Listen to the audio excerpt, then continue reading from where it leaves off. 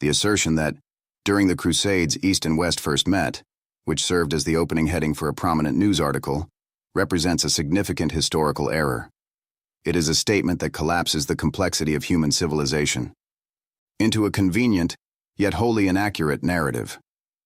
Any student of history with even a cursory knowledge of the ancient world knows that the trajectories of East and West had been intersecting, colliding, and intertwining for at least 1,500 years before the first crusader donned a cross or lifted a sword. To accept the premise that the Crusades marked the genesis of East-West interaction is to ignore the foundational conflicts of the ancient world.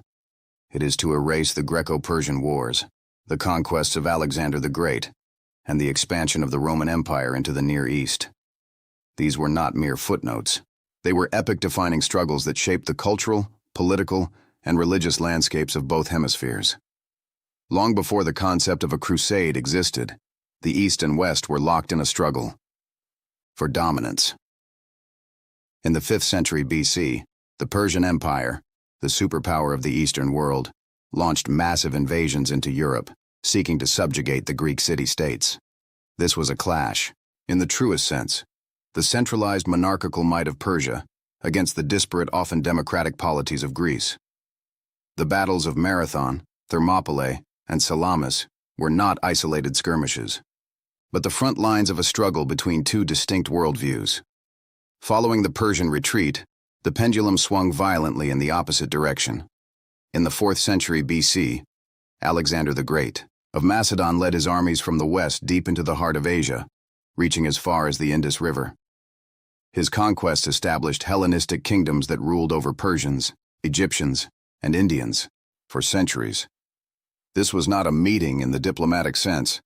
It was a bloody military conquest that established colonial empires founded on the subjugation of Eastern peoples by Western rulers. The pattern continued with the rise of Rome. By the 2nd century AD, the Roman legions had established colonies in Mesopotamia, northwestern Arabia, and Assyria.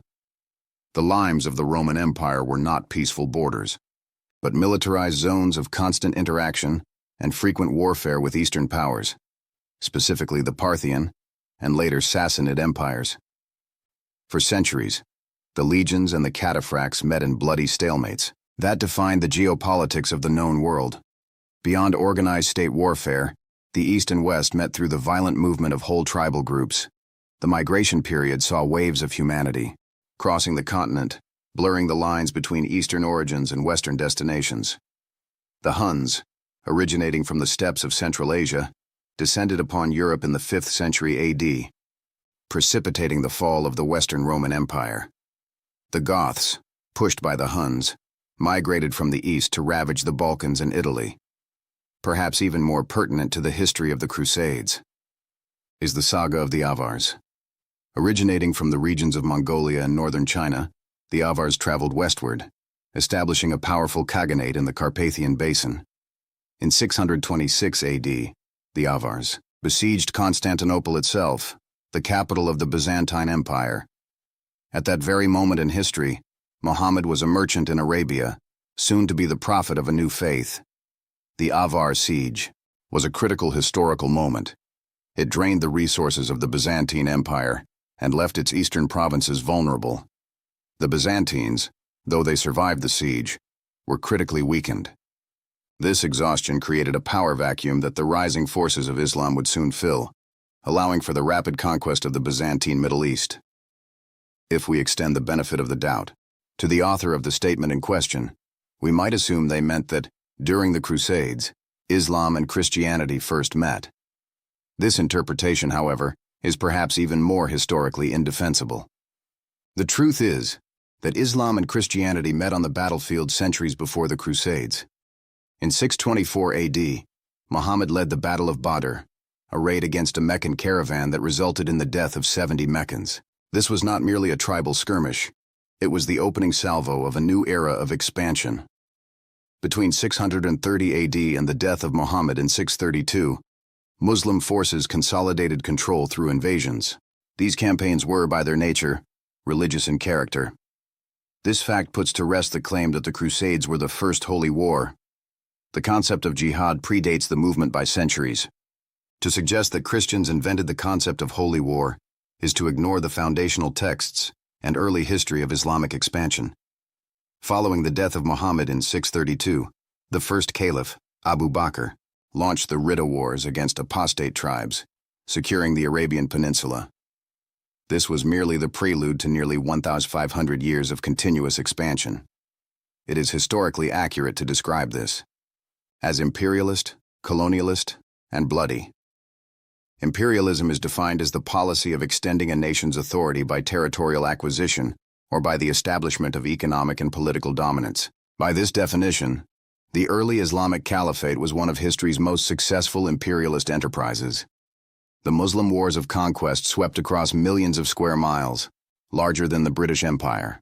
This expansion was driven by a lust for dominion that stretched from southern France to the Philippines. Closely linked is colonialism, the practice of acquiring full or partial political control, occupying it with settlers, and exploiting it economically. Following the initial conquests, the Muslim administration established central governments, first at Damascus and later at Baghdad. These imperial centers ruled over vast colonies. Local governors, judges, and military commanders were appointed by the central authority, often drawn from the conquering ethnic group. Islamic law was introduced as the supreme law of the land, supplanting local legal traditions. Arabic became the language of administration, religion, and high culture, leading to the disappearance of indigenous languages like Coptic and Greek. A clear class system was established that favored the conquering minority. The native Christian, Jewish, and Zoroastrian populations were relegated to the status of dhimmis, protected subjects. This protection, however, came at a price. The colonial nature of the rule is evident in the laws like the Pact of Umar, which codified inferior status. 1. Disarmament. Christians and Jews were forbidden from bearing arms. 2. Restrictions on movement. Non-Muslims were often forbidden from riding horses, a symbol of nobility. 3. Building restrictions. Permission was required to build churches. 4. Taxation. The jizya tax was levied as a sign of their submission. 5. Religious proselytization was banned. 6. Legal subordination. In legal disputes, the testimony of a non-Muslim was often worth less, effectively placing the conquered population outside the full protection of the law. These laws created a stratified society. Palestine serves as a primary case study. It was the first non-Arab area to the west of Arabia invaded. The Muslim conquest began with the Battle of Yarmouk on August 20th, 636 AD. This was a titanic engagement. Following Yarmouk, Muslim forces moved to subjugate the rest of Palestine, eventually surrounding Jerusalem. The siege of Jerusalem lasted for 5 months.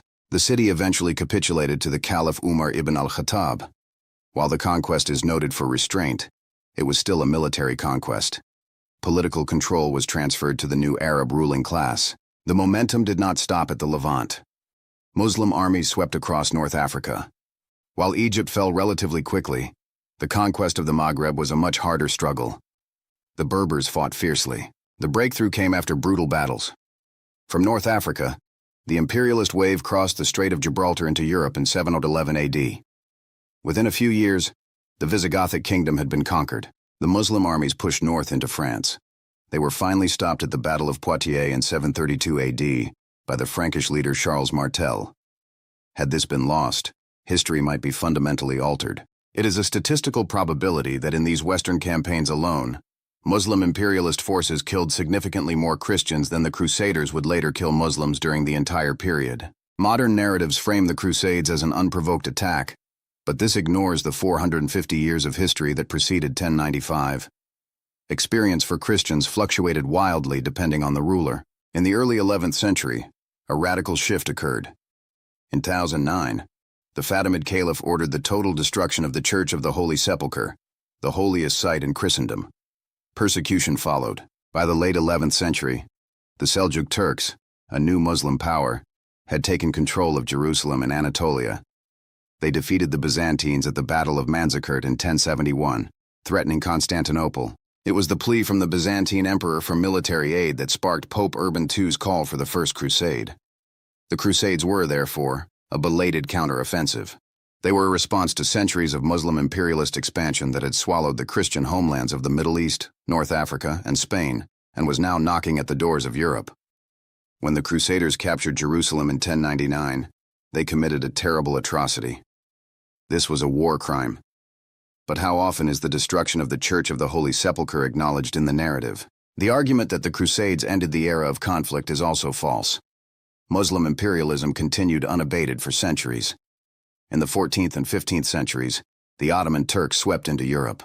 The 20th century saw continued aggression, from the Armenian genocide to the invasion of East Timor and conflict in Sudan, the expulsion of Greeks from Anatolia, the invasion of Cyprus in 1974, and decades of civil war in Sudan. In 1975, Indonesia occupied East Timor, causing the deaths of over 100,000 people.